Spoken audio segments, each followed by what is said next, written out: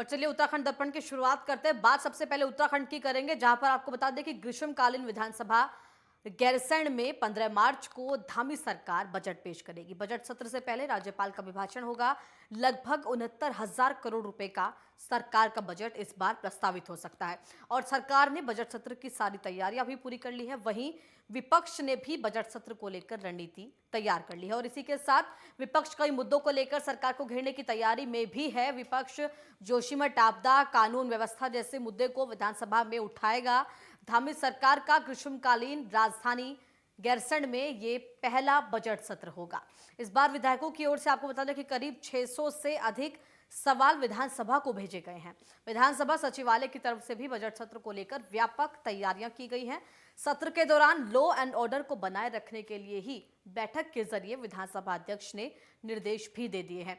साथ ही बजट सत्र के दौरान आपको बता दें कि सचिवालय और विधानसभा सचिवालय के लिए कर्मचारियों की छुट्टी पर रोक रहेगी। विधान विभाग सदन में रखे जाने वाले विधेयक, प्रत्यावेदन, सवालों के जवाब तैयार करने में फिलहाल जुटे हैं और इस दौरान विपक्ष सरकार को घेरने के लिए अलग अलग मुद्दे उठा सकता है। इसके अलावा अगर जानकारी आपको दे तो राज्य को सबसे अधिक राजस्व देने वाले विभागों में शामिल आबकारी विभाग की नई नीति अभी तक अस्तित्व में नहीं आ पाई है।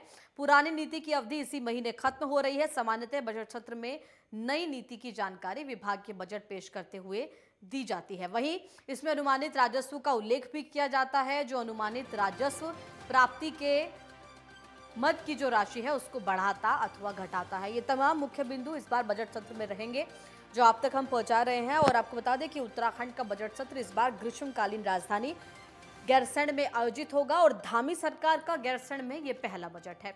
साथ ही कई तरीके के जो सवाल हैं वो विपक्ष की तरफ से भी यहाँ पर उठाने की पूरी तैयारी है विधानसभा के अंदर।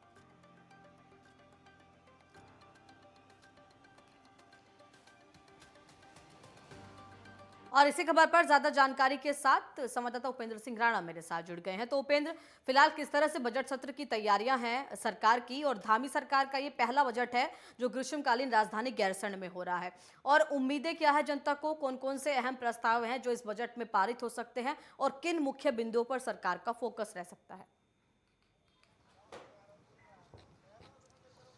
देखिए, जिस प्रकार से धामी सरकार का ये बजट सत्र जो है गैरसैंण में ये आयोजित हो रहा है और कल से जिस प्रकार से बजट सत्र की शुरुआत होगी, आज जिस प्रकार से गैरसैंण में जिस प्रकार से जो है विधानमंडल दल की बैठक होगी, बैठक में जिस प्रकार से जो है वो चर्चा हो सकती है कि किस तरीके से विपक्ष के सवालों के जवाब देने हैं, कि कौन कौन से विकास कार्य जो है धामी सरकार के द्वारा जो है वो किए गए हैं। इन तमाम चीज़ों की रूपरेखा जो है वो विधानमंडल दल की बैठक में जो है वो तय होगा कि किस तरीके से जो है सदन के पटल पर जो है विपक्ष के सवालों के जवाब हो या तमाम जो विधायकों के जो सवाल होंगे उनके जवाब किस तरीके से देने, इन तमाम चीज़ों के लेकर जो है वो रणनीति जो है वो बनाई जाएगी। साथ ही जिस प्रकार से जो है बजट सत्र को लेकर सरकार ने पूरी तैयारियां जो है वो की हुई है, तो वहीं दूसरी ओर विपक्ष भी पूरी रणनीति के साथ जो है कल से जो है जिस प्रकार से पूरी रणनीति जो है उन्होंने सदन के अंदर और सदन के बाहर जो है उनकी रणनीति जो है वो देखने को मिलेगी। सरकार को घेरती हुई जो है विपक्ष के नेता जो है दिखाई देंगे। जिस प्रकार से अंकिता हत्याकांड का मामला हो,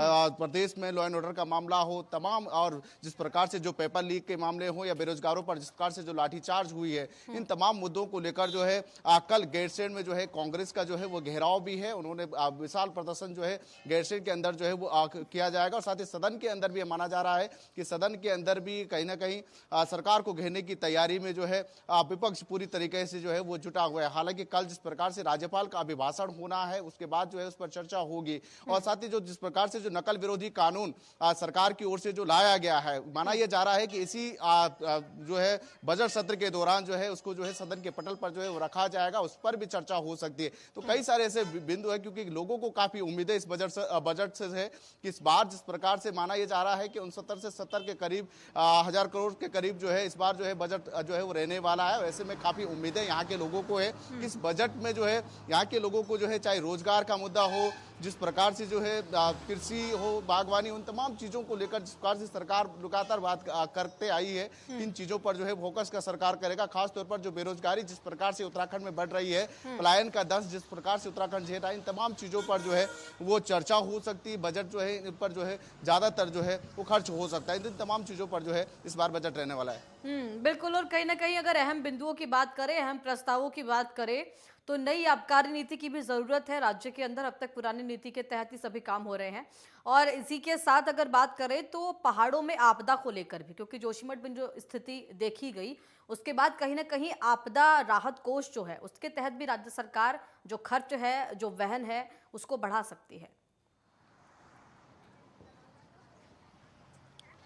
बिल्कुल जिस प्रकार से जो आबकारी नीति है उस पर जो है वो बदलाव किया जा सकता है। इसको लेकर पिछली बार भी जो है वो चर्चा हुई थी, तो इस बार माना जा रहा है कि इस बार आबकारी नीति में जो है वो बदलाव हो सकता है। इस पर जो है इस बजट में जो है कुछ नए प्रस्ताव जो है वो बन सकते हैं। साथ ही जिस प्रकार से जो आपदाएं, जिस प्रकार से उत्तराखंड लगातार हर साल जो है वो झेलता हुआ आया है, और साथ ही जिस प्रकार से जोशीमठ में जिस प्रकार से जो आपदा आई है, वहां पर जिस प्रकार से जो भूदसाव की स्थिति लगातार बनी हुई है, उनके पुनर्स्थापन को लेकर जो है लगातार सरकार जो है वो काम कर रही है। केंद्र सरकार से भी मदद की गुहार जो है सरकार ने लगाई है। ऐसे में ये माना जा रहा है कि इस बार जो है आपदा को लेकर जो है बजट ज्यादातर जो है वो उसको बढ़ाया जा सकता है, और जिस प्रकार से जो जोशीमठ के लोगों को राहत जो है इस बार बजट में जो है वो दिया जा सकता है, उनके पुनर्स्थापन को लेकर जो है बजट को जो है बढ़ाया जा सकता है। सरकार से लगातार इस पर जो है वो काम कर रही है, और ये माना जा रहा है कि इस बार आपदा के मद में भी कहीं ना कहीं फोकस जो है वो सरकार का रहेगा। और इस बार बजट में खास तौर पर जो है जिस जोशीमठ हो या तमाम जो ऐसे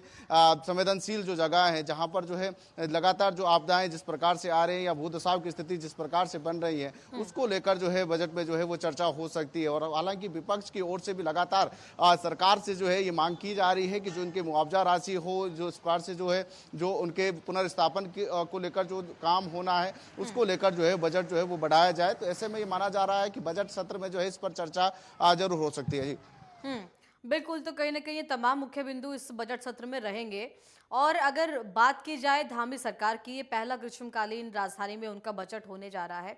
कहीं न कहीं ग्रीष्मकालीन राजधानी गैरसैंण को तवज्जो ना देना, ये तमाम आरोप विपक्ष भी लगा रहा है। विपक्ष मुख्य तौर पर, क्योंकि इस बार वैसे मुद्दा नहीं उठा सकता क्योंकि आयोजित सत्र वहां पर हो रहा है, लेकिन कहीं ना कहीं पहाड़ों में विकास का जो एक मुद्दा है वो भी विपक्ष रखेगा।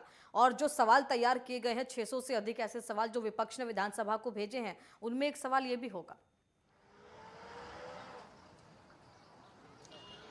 बिल्कुल जाहिर सी बात है, क्योंकि जिस प्रकार से जो है त्रिवेंद्र सरकार के बाद जो है उसके बाद पहली बार जो है धामी सरकार का बजट सत्र जो है ये गैरसैंण में है। ऐसे में वहाँ के लोगों को खासतौर पर जो है उम्मीदें हैं कि इस बार जब बजट सत्र होगा कुछ बड़ी घोषणाएं जो है वहाँ पर जो है वो हो सकती है। क्योंकि जिस प्रकार से जब त्रिवेंद्र सरकार ने वहाँ पर बजट सत्र कराया था, तो उस समय जो है 25,000 करोड़ की एक घोषणा की गई थी कि उनके जो ढांचागत विकास जो है गैरसैंण का होगा, उनकी जो मूलभूत समस्याएं हैं उनको दूर किया जाएगा। लेकिन अब जिस से आज धामी सरकार का पहला बजट सत्र जो है वहां पर है, ऐसे में उम्मीद जताई जा रही है कि इस बार जो है मुख्यमंत्री पुष्कर सिंह धामी वहां पर लोगों की उम्मीदों पर जो है वह खरा उतर सकते हैं। जिस प्रकार की घोषणाएं और जिस प्रकार की मूलभूत समस्याएं गैरसैंण को लेकर वहां पर रहती है, उन चीजों पर जो है फोकस करते हुए काम किया जा सकता है। और एक बड़े बजट की घोषणा जो है वहां पर हो सकती है कि किस तरीके से उनका ढांचागत विकास जो है गैरसैंण का होना है। क्योंकि जब उत्तराखंड राज्य बना था तो गैरसैंण राजधानी की मांग इसलिए उठाई गई थी कि ताकि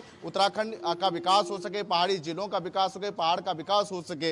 इसी उम्मीदों के साथ जो है राज्य आंदोलनकारी हो तमाम लोगों ने जिस प्रकार से जो आवाज उठाई थी गैरसैंण को लेकर कि एक इस यहाँ पर अगर राजधानी होगी तो एक तो यह कुमाऊं और गढ़वाल का केंद्र बिंदु है, यहाँ पर दोनों के लिए जो है एक तो विकास की गति जो है उसमें तेजी आएगी। लेकिन उसके बाद जब जिस प्रकार से भाजपा हो कांग्रेस की सरकार यहाँ पर आई, लेकिन गैरसैंण को लेकर किसी ने भी जो है उस पर काम नहीं किया। लेकिन त्रिवेंद्र सरकार के बाद जब ग्रीष्मकालीन राजधानी यहाँ पर बनी तो उसके बाद जो है अब ये उम्मीद ये जगी है कि कहीं ना कहीं अब जो है गैरसैंण का विकास हो सकता है। तो माना जा रहा है कि जब धामी सरकार का यह पहला बजट है तो कोई बड़ी घोषणाएं जो है गैरसैंण के लिए जो है वहां पर जो है वो कर सकते हैं।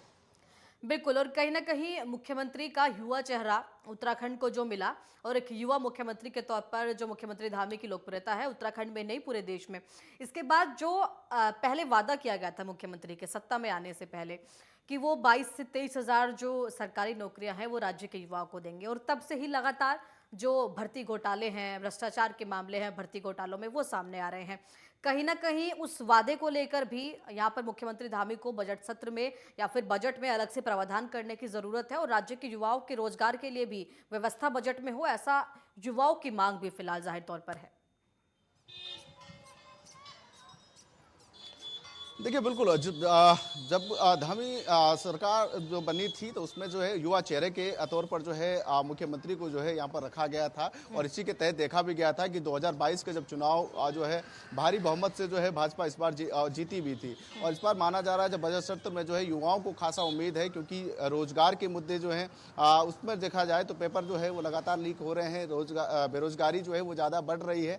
ऐसे में युवाओं को जो है फोकस करने की जरूरत जो है वो सरकार के है कि उनको किस तरीके से रोजगार जो है वो दिया जाए। हालांकि सरकार पहले भी स्वरोजगार योजना के तहत जो है कई युवाओं को जो है वो रोजगार देने का काम जो है वो कर चुकी है। ऐसे में ये माना जा रहा है कि अगर जिस प्रकार से जो पेपर लीक हो रहे हैं और बेरोजगारी जिस प्रकार से बढ़ रही है तो क्या सरकार स्वरोजगार पर जो है ज्यादा फोकस जो है एक बार फिर से करेगी? क्या उसके मद में जो है बजट जो है वो ज्यादातर खर्च करेगी? और जिस प्रकार की प्रक्रिया पिछले सरकार के समय भाजपा की रही है कि स्वरोजगार के तहत जो है युवाओं को जो है यहाँ के लोगों को जो है वो रोजगार से जोड़ा जाए, क्या उस विधि उसके तहत भी जो है सरकार काम करने की जो है काम कर सकती है? तो ऐसे में ये माना जा रहा है कि युवाओं पर फोकस करते हुए रोजगार के तहत जो है बजट में जो है वो चर्चा हो सकती है, उसमें जो है उस पर चर्चा करके। और धामी सरकार जो है जिस प्रकार से बेरोजगार युवाओं पर लाठीचार्ज का मामला जिस प्रकार से उठा था और बेरोजगार युवा जिस प्रकार से जो है सरकार से नाराजगी भी उनकी चल रही है, तो ऐसे में ये माना जा रहा है कि इन नाराजगी को दूर करने की कोशिश जो है कहीं ना कहीं सरकार की रहेगी। और इस बार जो है हालांकि पेपर लीक मामले में लगातार जो है गिरफ्तारी भी हुई है, एसटीएफ की ओर से हो चाहे तमाम जो जिस प्रकार से जो पेपर लीक हुए थे उनमें कई सारी गिरफ्तारी भी हुई है। लेकिन जो नाराजगी युवा बेरोजगारों में है उन नाराजगियों को दूर करने के लिए सरकार की कोशिश रहेगी कि बजट जो है वो खर्च किया जाए और युवाओं को रोजगार के लिए जो है वो काम किया जाए। उसके लेकर ये स्वरोजगार की ओर से जो है एक बार फिर से जो है वो काम करने की जरूरत है। चलिए देखना होगा किन किन उम्मीदों पर ये बजट सरकार का इस बार खरा उतरता है और क्या कुछ जो है इस बजट में फिलहाल सरकार की तरफ से सभी वर्गों के लिए रखा जाता है। फिलहाल तमाम जानकारी के लिए आपका बहुत धन्यवाद।